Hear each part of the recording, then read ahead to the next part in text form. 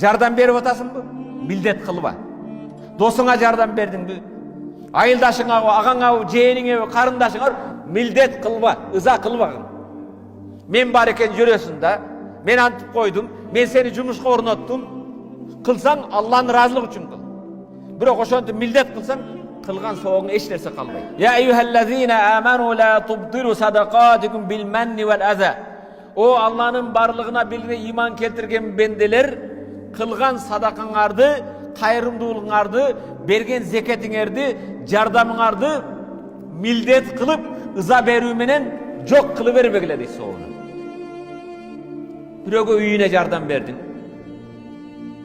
біреудің оқуысына жардам бердің, айылдашың келді квартирамен жардам бердің, ана мен сені оқыттым еле, мен анттым еле, ошо берген ыза беруменен, аға милдет қылуменен қылған соғыңар бардығы текке кетеді.